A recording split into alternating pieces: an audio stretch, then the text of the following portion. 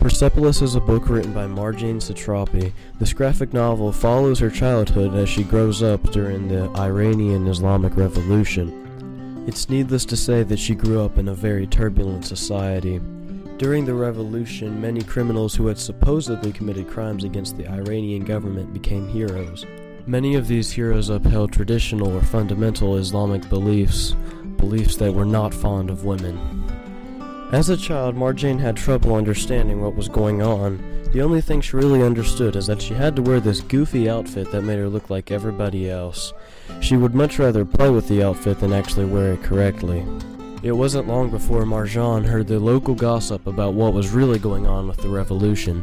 Being the natural rebel that she wanted to go out and protest like all the others. At first, her parents weren't too fond of this idea, but eventually they gave in. The graphic nature of the protesting probably wasn't the best environment for a child like Marjane. However, supporting the cause that she believed in made her feel like something much more than her own self. She probably even felt something like this.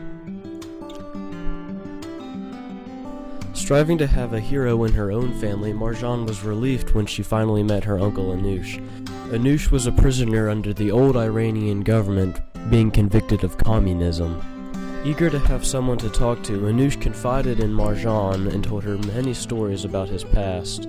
Stories like his life in the Soviet Union, what it was like being a prisoner, along with many other things. Anoush was eventually apprehended by the new Iranian government and executed. Marjane was distraught that her own family hero had been killed. With the current dangerous political situation, and Marjane being upset over the death of Anoush, her family decided to take a vacation to Europe. During their visit in Europe, the Iran-Iraq War had begun. Oppression only became worse, and the situation was only more dangerous when they returned. It wasn't long before the war brought missile attacks to Tehran. Feeling that their child's safety was in danger, Marjane's parents eventually decided to send her to a French school in Austria. The oppression of women in Iran had become far too much for Marjane's parents to allow her to deal with any longer. They made the right choice by removing her from such a dangerous environment. Unfortunately today, conditions in Iran for women are not much different than when Marjane grew up as a child. The situation has become so extreme that most Americans have a reaction like this when asked about Iran. Despite the hatred, many underground music groups are able to still sing songs of love and peace like in the West. It's music groups like these that give many Iranians the hope that the future will be better.